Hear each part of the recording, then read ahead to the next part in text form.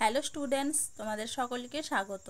আজকে তোমাদের ক্লাস 9-এর রায় ও মাটির প্রশ্নবিচিত্রার বাংলা বিষয়ের মডেল সেট 3 করে দেখাবো। তো চলো শুরু করা যাক। তার আগে বলে দিই, তোমরা যদি চ্যানেলে নতুন হয়ে থাকো তাহলে চ্যানেলটিকে অবশ্যই সাবস্ক্রাইব করে দিবে।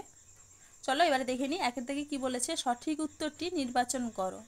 কলিঙ্গে সকল লোক কার নাম স্মরণ করেছিল?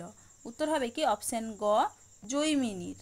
পরের প্রশ্ন কি আছে? যতদিন ধনী ছিলাম কখনো সুখ পাইনি, একথা বলেছেন অপশন ক, ইলিয়াস। পরের প্রশ্ন কি আছে? প্রভু আজ আমার সংসার চলবে কিভাবে?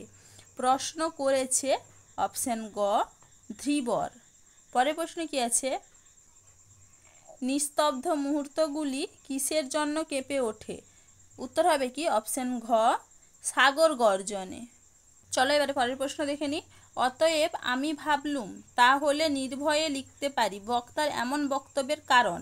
অপশন ক, তার লেখা এর আগে প্রশংসা পেয়েছিল। পরের প্রশ্ন কি আছে? শঙ্কুর ডায়েরির লেখায় লেখক প্রথমবার যে রঙটি দেখেছিলেন? অপশন খ, সবুজ। পরের প্রশ্ন কি আছে?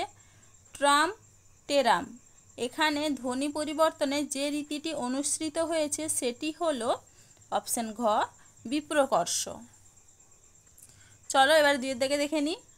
কম বেশি 15টি শব্দের নিচে প্রশ্নগুলির উত্তর দাও। প্রশ্ন কি আছে? তরি ভরা পণ্য নিয়ে কবি কোথায় পাড়ি দিতে চেয়েছিলেন? উত্তর হবে কি সপ্তসিন্ধু পারে। পরের প্রশ্ন কি আছে? প্লেটোর দোরগোড়ায় কি লেখা ছিল জানিস? প্লেটোর দোরগোড়ায় কি লেখা ছিল বলে বক্তা জানিয়েছেন? দেখো উত্তরটা আমি এখানে লিখে দিয়েছি, যারা অঙ্ক জানে না তাদের প্রবেশ নিষেধ। চলো এবারে পরের প্রশ্ন দেখে নিই। আমার হাত দুটো এখনই নিষ্পিস করছে, কেন? চলো উত্তরটা দেখে নাও। হত্যার আগে ধীবরের গলায় পরানো ফুলের মালা গাঁথতে প্রথম রক্ষীর হাত নিষ্পিস করছিল। তার আগে ধীবরের গলায় পরানোর ফুলের মালা গাঁথতে প্রথম রক্ষীর হাত নিষ্পিস করছিল। চলো এবারে পরের প্রশ্ন দেখে নিই। ইলিয়াস গল্পটি বাংলায় তর্জমা করেছেন কে? উত্তর হবে কি মনীন্দ্র দত্ত। এবারে দেখে নিই পরের প্রশ্ন কি আছে? জিহ্বনাস্ত্র প্রয়োগ করলে কি হয়? দেখো উত্তরটা দেখে নাও। জিহ্ব হলো এমন একটি অস্ত্র যার প্রয়োগে শত্রু যুদ্ধ থেকে সরে যেতে বাধ্য করা হয়। এই অস্ত্র যার ওপর প্রয়োগ করা হয় তার প্রচণ্ড হাই চটে এবং সেই হাই তুলতে তুলতে সেখানেই পড়ে যায়। তার আর কিছু করার কোনো রকম শক্তি থাকে না। বুঝতে পারলে তোমরা? দেখে নাও উত্তরটা একবার।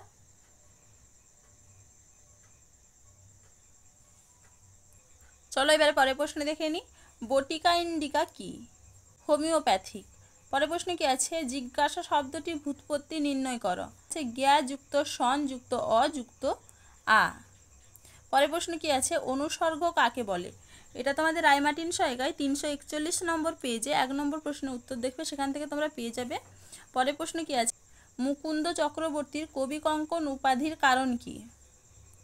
দেখে না উত্তরটা এখানে লেখা আছে। রঘুনাথ রায়ের সভাকবি রূপে চণ্ডীমঙ্গল কাব্য রচনা করেন, যার জন্য তিনি কবি কঙ্কন উপাধি লাভ করেন। চলো এবারে পরের প্রশ্ন দেখে নিই। 3 দেখে কি আছে? কম বেশি 60 শব্দের নিচে যে কোনো একটি প্রশ্নের উত্তর দাও। প্রলয় গনিয়া প্রজা ভাবয়ে বিষাদ, এখানে প্রজাদের বিষাদের কারণ কি? এটা তোমাদের রায়মার্টিন সহায়িকায় 14 নম্বর পেজে 7 নম্বর প্রশ্নের উত্তর দেখবে, সেখান থেকে তোমরা পেয়ে যাবে। পরের প্রশ্ন কি আছে? নগরের কাছি বাঁধা তবু এ নৌকা চিরকাল, নৌকা কেন চিরকাল নগরের কাছিতে বাঁধা? এটা তোমাদের রায়মার্টিন সহায়িকায় 114 নম্বর পেজে 3.6 প্রশ্নের উত্তর দেখবে, সেখান থেকে তোমরা পেয়ে যাবে।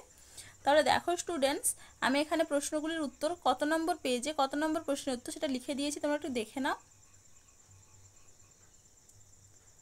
চলো আজকে এইটুকুই, দেখা হচ্ছে পরের ভিডিওতে। ভিডিওটি ভালো লাগলে লাইক অ্যান্ড সাবস্ক্রাইব করে দিবে।